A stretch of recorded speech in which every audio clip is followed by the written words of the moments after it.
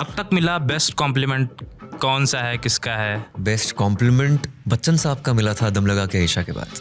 Article 15, अनेक, action hero, ये मेरे लिए थोड़ा मुश्किल था। आने वाले समय में मैं बड़ी कमर्शियल फिल्में भी कर रहा हूँ, करूँगा। शाहरुख से क्या प्यार है? एक्टर तो हैं ही अच्छे, लेकिन उससे बेहतर वो इंसान है। मैं उनके साथ डिनर एक बार किया था उनके रूम में, तो होटल की लिफ्ट तक मुझे छोड़ने आए थे। ड्राइवर है या फिर लोकल कोई ईपी है, तो उनसे बातचीत करता हूँ, उनको जानने की कोशिश करता हूँ और कैरेक्टर वहाँ मिल जाते हैं। तो मेरी आदत है लोगों के बारे में जानना। मंजिल पे पहुंचना भी और खड़े रहना भी बहुत मुश्किल है, बड़े होकर बड़े रहना भी। वाह, क्या बात है।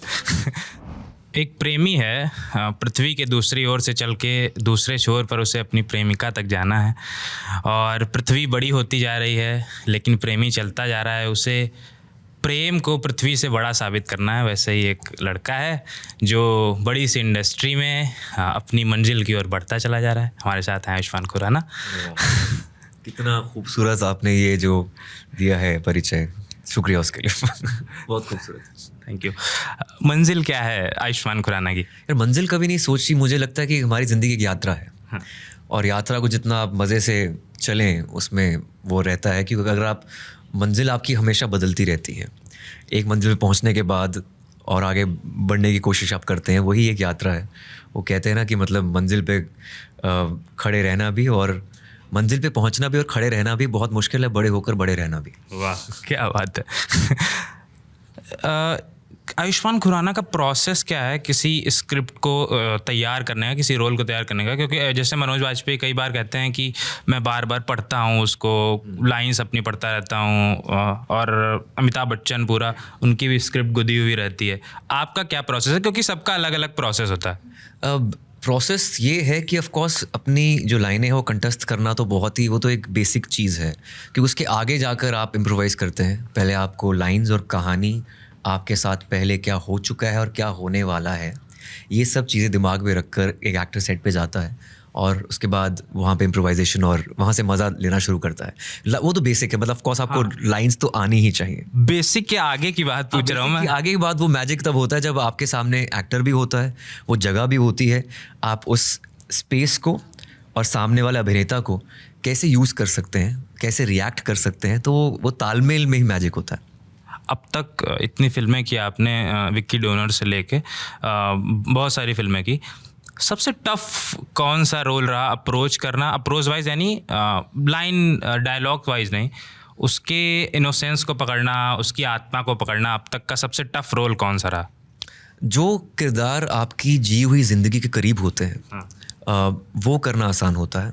जो आपकी ज़िंदगी से दूर होते हैं, जैसे अंधाधुन, आर्टिकल 15, अनेक, एक्शन हीरो, ये मेरे लिए थोड़ा मुश्किल था। उसके लिए मेथड में एक्टर तब जाता है जब आप कुछ नया सीखते हैं। जैसे आर्टिकल 15 में कास्टिज्म के बारे में मैंने सीखा था, पढ़ा था, अभी तक सीख रहा हूँ। अंधाधुन में पियानो बजाना सीखा था, एक अंधे की तरह चलना सीखा था एक। तो ये सब ये मेथड में आ जाता है। तो ये आई थिंक ये फिल्में थोड़ी मुश्किल रही हैं, पर चैलेंजिंग करके ही मज़ा आता है एक्टर को, अगर चैलेंजिंग रोल्स हो। बाकी जो चाहे बधाई हो या फिर चंडीगढ़ करे आशिकी हैं, वो फिजिकलिटी में काम था, पर लैंग्वेज तो वो मुझे आती थी, तो वो आपके लिए आसान, आप वहाँ ज़्यादा खेल सकते हैं। लेकिन सीखने का जो कार्य है वो ज़्यादा तब होता है जब आप अपनी लिव्ड इन एक्सपीरियंस से दूर हों। लिव्ड इन एक्सपीरियंस दरअसल क्या होता है, जैसे आप मुंबई चले गए अब, तो मुंबई इतनी भाग दौड़ भरी ज़िंदगी, दिन भर काम कर रहे हैं, तो वो कौन सा अनुभव है जो अभी तक काम आ रहा है?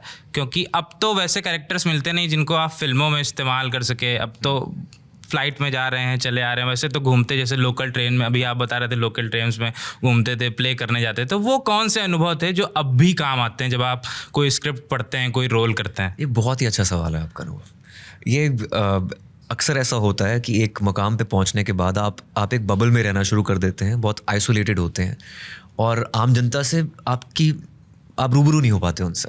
लेकिन अब अभी भी अगर मैं किसी शहर में जैसे जाता हूँ और वहाँ से परिचय करना चाहता हूँ अपना, तो मैं वहाँ का ड्राइवर है या फिर लोकल कोई ईपी है, तो उनसे बातचीत करता हूँ, उनको जानने की कोशिश करता हूँ और कैरेक्टर वहाँ मिल जाते हैं। तो मेरी आदत है लोगों के बारे में जानना। तो जब तक वो उत्सुकता या वो इंट्रीग रहती है आपके अंदर, तो आप एज एन एक्टर, आपको वहाँ से मसाला कुछ मिलता रहता है। आपको नए कैरेक्टर, नए लोग, उनकी भाषा, उनकी इडियोसिंक्रेसीज कुछ भी है, वो एक्टिंग ऑब्जर्वेशन ही तो है, और क्या है। आयुष्मान में विचार कहाँ से आते हैं? विचार in the sense social sensibility कहाँ से आती है, और कविता कहाँ से आती है? कविता तो अंदर से आती है, और जो आप समाज में देखते हैं या फिर लोगों से मिलते हैं, या फिर दिल मेरा आज तक नहीं टूटा है, तो फिर वो दिल टूटने वाली कहाँ से आती है ये मुझे नहीं पता, क्योंकि मुझे लगता है कि एक रोमांटिसाइज किया गया है एक बात को, कि जब तक आप किसी त्रासदी से ना गुजरें तब तक आप लिख नहीं सकते। ये आई थिंक बहुत ही self destructive way of creating art है। आपको, मुझे लगता है आर्टिस्ट को उससे दूर रहना चाहिए। मुझे ऐसा लगता है कि जब तक आर्टिस्ट खुश ना हो, फाइनेंशियली सिक्योर ना हो, और अपने में एक बैलेंस ना हो, तब तक आप परफॉर्म नहीं कर सकते, क्योंकि आप उन सब चीज़ों से दूर रहें तब आप खुले दिमाग से परफॉर्म कर सकते हैं। पंजाब में चंडीगढ़ में पूरा आप वहाँ रहे। लेकिन मैं उसे ये ऐड करना चाहता हूँ, लेकिन वो जो इनसिक्योरिटी होती है कई बार, चाहे फाइनेंशियल इनसिक्योरिटी हो, इमोशनल इनसिक्योरिटी हो, उसमें भी आर्ट उत्पन्न होती है। मैं ये मना नहीं कर रहा हूँ, मैं ये बोल रहा हूँ कि अगर आप उसको एज अ क्रच बना लें, वो सेल्फ डिस्ट्रक्टिव है। हाँ, कि मतलब सोचे कि अगर आर्टिस्ट बनना है तो ये करना ही पड़ेगा, ऐसा दिल तोड़ना, ऐसा नहीं है। अब तक मिला बेस्ट कॉम्प्लीमेंट कौन सा है, किसका है? बेस्ट कॉम्प्लीमेंट बच्चन साहब का मिला था दम लगा के ईशा के बाद। अच्छा।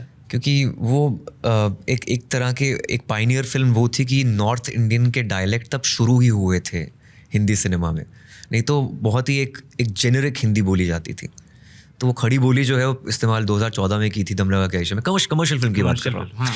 तो उसमें पहली बार हो, तब उनको देखकर उन्होंने एक नोट दिया था मुझे। अच्छा। लिखकर स्पेशल हैंड रिटन नोट दिया था, अपना हस्ताक्षर उसमें किया हुआ था, तो उसको मैंने वो फ्रेम करके रखा हुआ है घर पे। अरे क्या बात है। शाहरुख से क्या प्यार है? आप एक्शन हीरो के समय बाहर एक आपने फोटो डाली थी, मन्नत के बाहर थे आप, और तो उनसे लोग कहते हैं वो जब मिलते हैं तो ग्रीट बहुत अच्छा करते हैं, बहुत अच्छे से मिलते हैं। उनसे जैसा कुछ अच्छे से कोई मिल नहीं सकता। मैं गुलशन देवैया से बात कर रहा था तो वो कह रहे थे बहुत अच्छे से मिलते हैं। अगर आप उनसे ये भी कहेंगे कि आप आपने बहुत ख़राब फिल्म की थी, उससे भी बहुत अच्छे से मिलेंगे। क्या आपका कैसा अनुभव रहा? वही जो उनका अनुभव है, सबका अनुभव वही है। वो इंसान ही ऐसे हैं कि वो बहुत ही इज्जत देते हैं। उनके लिए कोई इंसान किस तबके से आया है, किस वर्ग से है, वो मायने नहीं रखता। वो इंसान को इंसान की तरह ट्रीट करते हैं। आपको घर के बाहर गाड़ी तक छोड़ के आएंगे।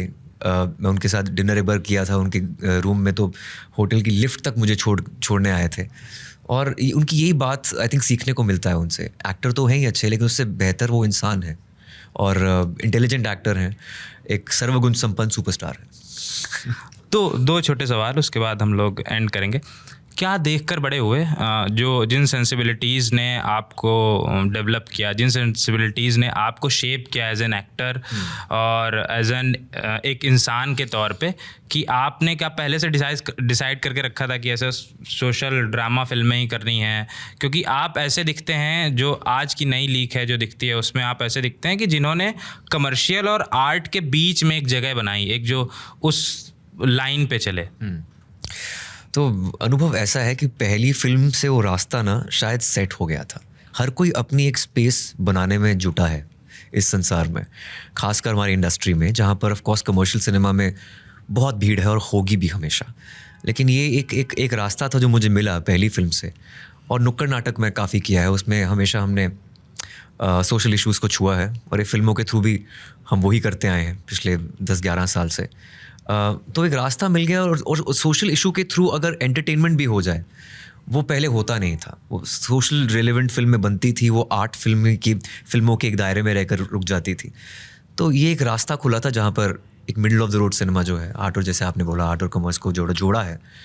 तो ये अच्छा फॉर्मूला सेट हुआ था, जो लोगों ने सराहा भी। क्रिटिक्स का भी प्यार मिलता था, ऑडियंस का भी मिलता था, तो दोनों तरफ से प्यार मिलता था। पर आने वाले समय में मैं बड़ी कमर्शियल फिल्में भी कर रहा हूँ, करूँगा, और एक हर तरह की फिल्में करना चाहता हूँ। अगर एक आध के नाम ले सकें?